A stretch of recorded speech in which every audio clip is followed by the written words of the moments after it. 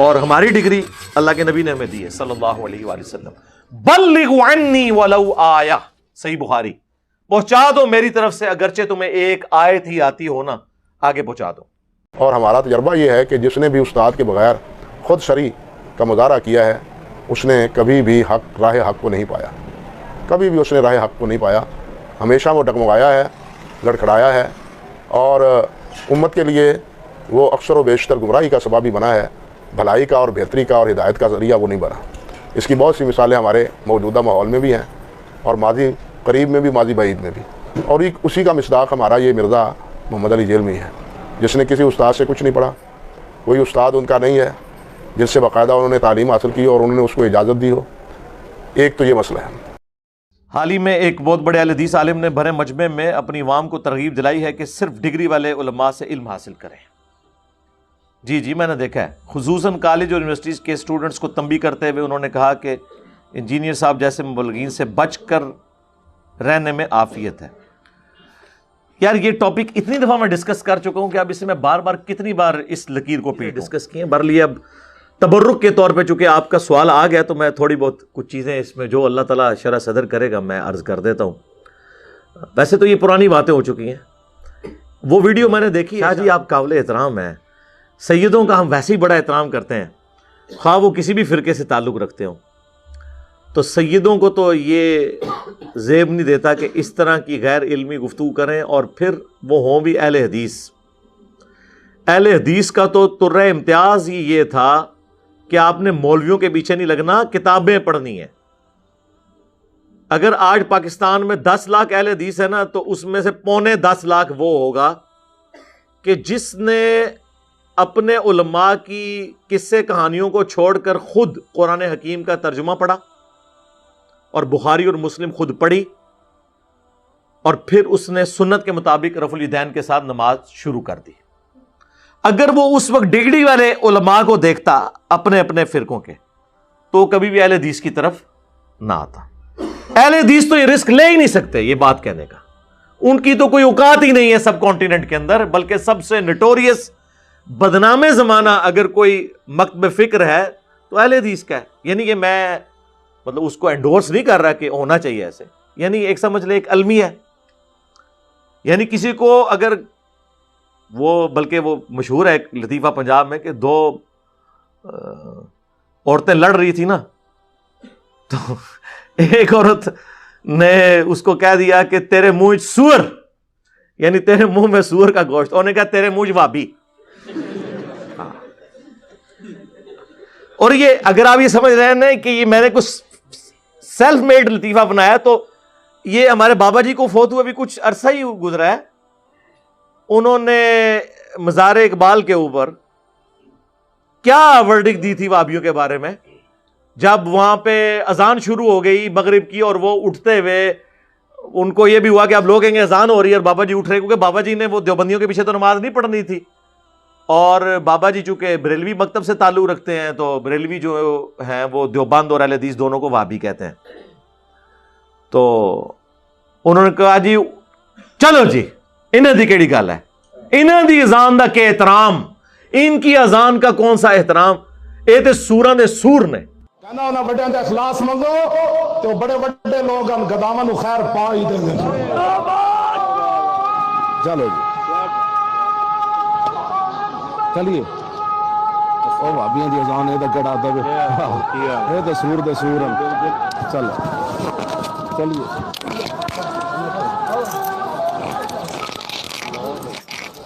یعنی جیسے خنزیر پلانٹ ارتھ پہ سب سے یعنی مردود جانور ہے اس حوالے سے کہ آپ نے اس کا گوشت نہیں کھانا، ورنہ تو اللہ نے اس کو بھی مقصد کے تحت پیدا کیا. یہ نہیں ہے کہ خنزیر ختم کر دینا ہے دنیا سے. اس طرح انسانوں میں سب سے، انسانیت پوری میں، مسلمانوں میں نہیں، انسانیت میں سب سے بدترین جو ہیں وہ وہابی ہیں، سوراں دے سور. تو ان کا آپس میں تو یہ لیول ہے چیزوں کا. تو پھر آپ کھل کے کہیں کہ ڈگری والے علماء صرف ہمارے فرقے کے، ورنہ اگر یہ شاہ جی سے میں پوچھوں کہ ڈاکٹر طاہر القادری صاحب کے پاس ڈگری نہیں ہے، کیا آپ اپنی عوام کو اجازت دیں گے کہ ان کی ویڈیوز دیکھیں؟ ڈگری تو ان کے پاس بھی ہے, تو کہیں گے وہ گمراہ ہے. تو پھر یہ آپ کیوں دھوکہ دے رہے ہیں یہ کہہ کے کہ جی جو کسی استاد سے پڑھا ہو, ڈگری والا ہو, یہ کہا کرے جو ہمارے استادوں سے, ہمارے فرقے کے مدارس سے پڑھا ہو اس کو سنیں. مطلب تھوڑے جڑیں بڑھو نا سرکار, اصل گال کروڑی اندر دی ہے, کڈو بار جنرل سٹیٹمنٹ دے رہے ہو.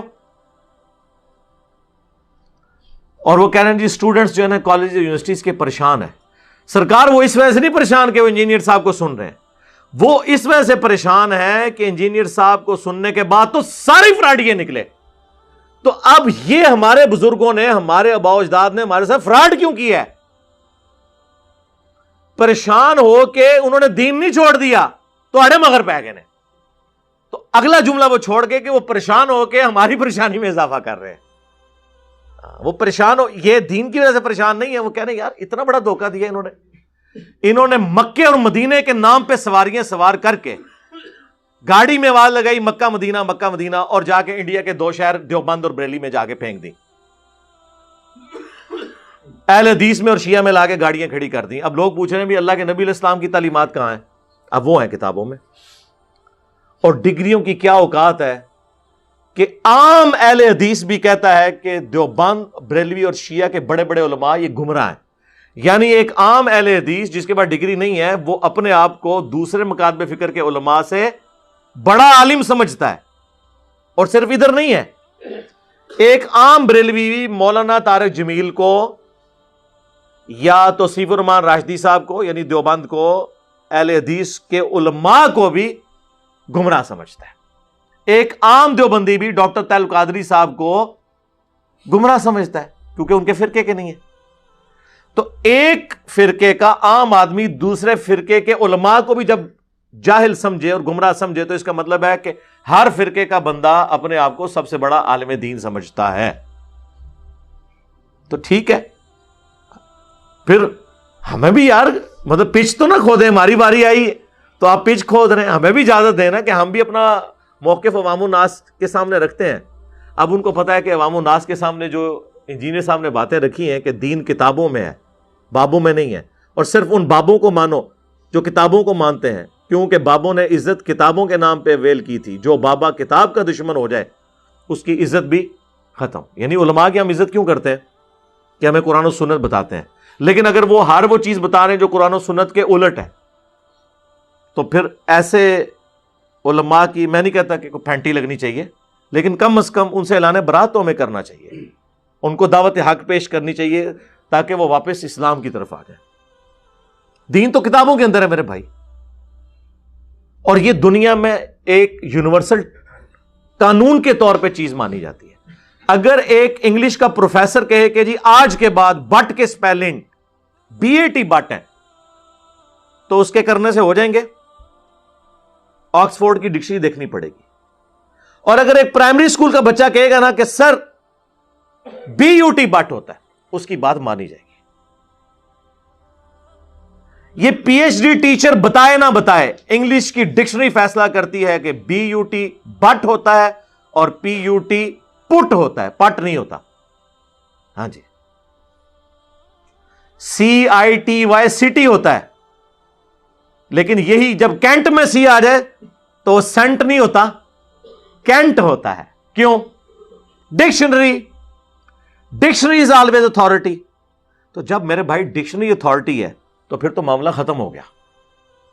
اگر ایک پرائمری اسکول کا بچہ ایک بہت بڑے عالم دین کو یہ کہے کہ سر قرآن حکیم میں سورۃ البقرہ کی آیت نمبر 279 میں سود کھانے والے کے بارے میں لکھا گیا ہے کہ اللہ اور اس کے رسول عز و جل و صلی اللہ علیہ وآلہ وسلم کا اعلان جنگ ہے اس کے خلاف, تو اب عالم دین کو یہ کرنا چاہیے کہ وہ سورۃ البقرہ کی آیت نمبر 279 کھول کے پڑھے, یا کہ بیٹا تیری کیا اوقات ہے, جا تو پہلے ڈگری لے کے آ پھر مجھے آیت پیش کر. ایمانداری سے بتائیں کیا کرنا چاہیے اسے. اور اگر وہ اس سے بھی بڑھ کر کہ بیٹا چونکہ تیرے پاس ڈگری نہیں ہے لہٰذا میں قرآن کی آیت بھی نہیں مانوں گا, تو یہی کر رہے ہیں نا, تو وہ عالم تو چھوڑ دیں, مسلمان بھی نہیں رہے گا. تو ہمارے سٹوڈنٹس آپ کو حدیث کی کتابیں نہیں صرف سر, اب بس اتنا ہی رہ گیا کہ امام بخاری سکرین پہ آ کے بول لیں بس.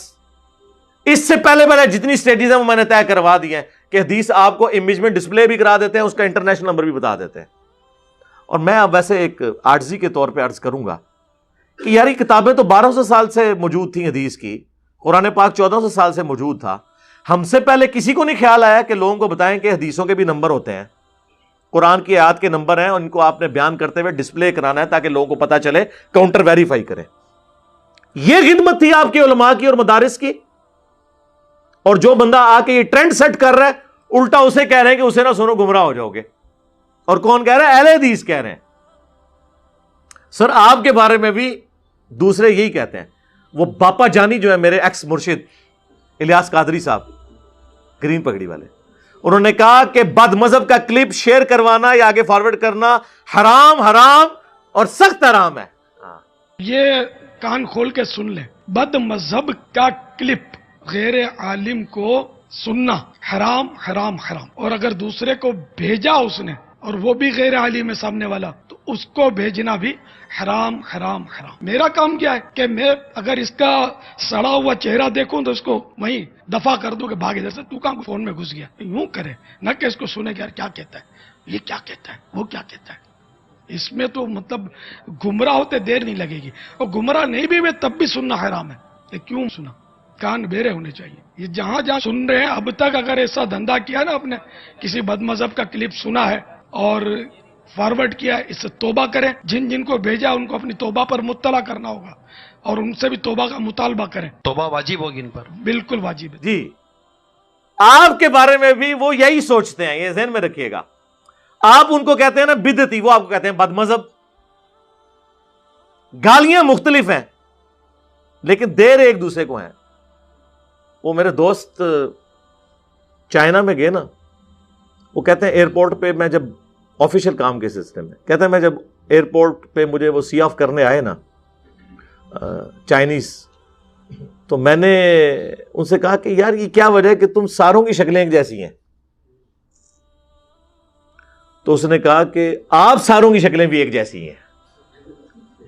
اچھا اب یہ بات ہمیں سمجھ نہیں آتی. وہ کہتے ہیں جب میں آ کے نا اس میں بیٹھا نا جہاز کے اندر، تو میں نے واقعی مجھے بھی لگے کہ یار یہ انڈیا پاکستان کا کوئی بندہ ہے، یہ یعنی سب کانٹیننٹ کے جو لوگ ہیں نا ان کے چہرے ایک طرح کے ہوتے ہیں، اور جو Chinese, Japanese, Philippines, Malaysia, Indonesia ان کے ایک طرح کے ہوتے ہیں. تو اس دن کہتے ہیں مجھے فرسٹ ٹائم احساس ہوا کہ ہم سارے بھی ایک جیسے ہی ہیں. تو وہ ان سے پوچھ رہا تھا کہ آپ پہچانتے کس طرح ایک دوسرے کو؟ اس نے کہا تسی بھی تو سارے ایک جیسے ہو، پہچان لیندے ہو نا. اور سر پنجاب میں تو لوگوں کی 100 بھینسیں ہیں نا، وہ بھینسیں بھی پہچان لیتے ہیں کہ یہ والی کون سی بھینس ہے، یہ کون سی بھینس ہے. تو جس طرح علماء نے یہ چشمہ لگایا ہوا تھا نا کہ ہم باقیوں کو گمراہی کی نظر سے دیکھتے ہیں، سر آپ کو وہ بھی اسی طرح ہی دیکھتے ہیں. رہ گئی ڈگری تو صحیح بخاری میں حدیث ہے، بلغوا عنی ولو آیہ، پہنچا دو میری طرف سے خواہ تمہیں ایک آیت ہی آتی ہو. یہ نبی الاسلام نے ہمیں ڈگری دے دی. اور پھر یہ مثالیں دینا کہ جی وہ اگر ڈاکٹری کا مسئلہ ہوگا تو ڈاکٹرز کے پاس جائیں گے، انجینئرنگ کا مسئلہ ہوگا تو انجینئرز کے پاس جائیں گے، اور جب دین کا مسئلہ ہوگا تو عالم دین کے پاس جائیں گے. بھئی ہم نے کب روکا ہے؟ ہم یہ کہتے ہیں کہ جب ہم عالم دین کے پاس جاتے ہیں نا، وہ ہمیں کوئی الٹی کہانی کراتا ہے. اس کو یوں سمجھیں کہ اگر آپ کسی آئی اسپیشلسٹ کے پاس جائیں، دائیں آنکھ کے علاج کے لیے وہ کہے کہ جی آپ کا دایاں پاؤں بھی ساتھ کاٹنا پڑے گا، تو آپ کیا کہیں گے کہ جی بزرگان دین نے فرما دیا، اسپیشلسٹ نے فرما دیا. آپ کہیں گے یار میری بھی عقل کام کرتی ہے، کیا مشورہ دے رہا ہے تو؟ ایسے ہو سکتا ہے؟ 2-3 ڈاکٹرز کے پاس پھریں گے، الٹیمیٹلی آپ کو پتا چل جائے گا کہ یار اس نے تو ایسی بات کی تھی.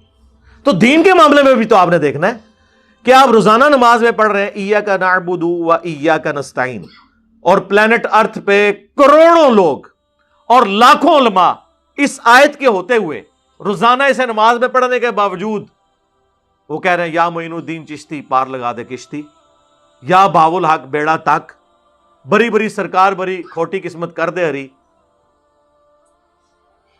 یا شیخ عبد القادر جیلانی المدد شیئن للہ. کہہ رہے ہیں نا، یہ پاؤں کاٹ رہے ہیں آپ کے.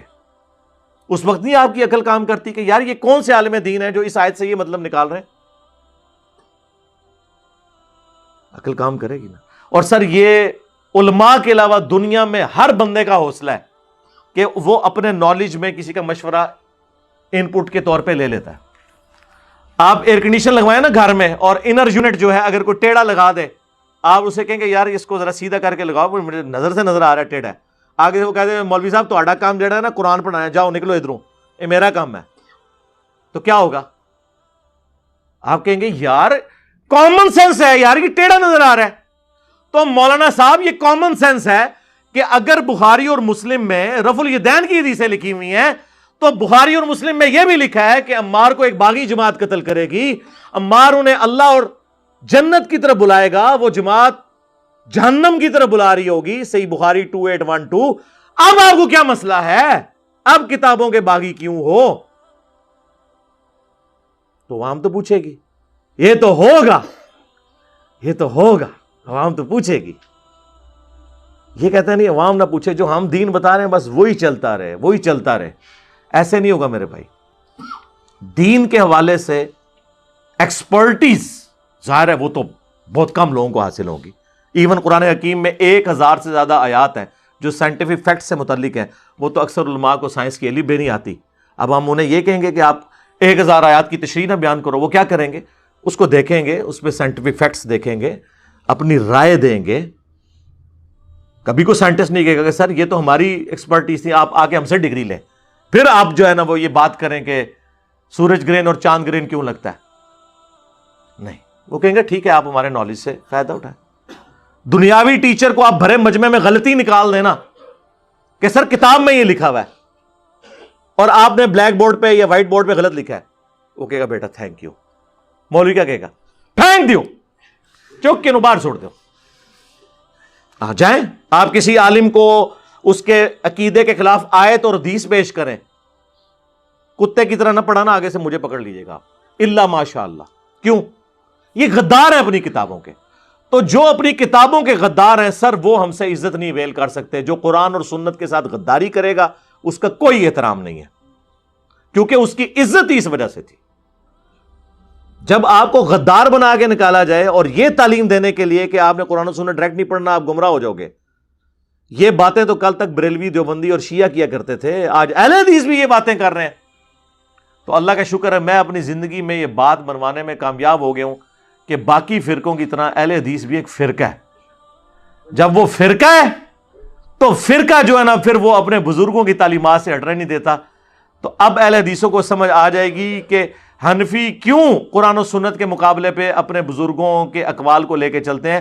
آپ بھی تو یہی کچھ کر رہے ہیں, کام تو آپ نے بھی وہی ڈالا ہوا ہے.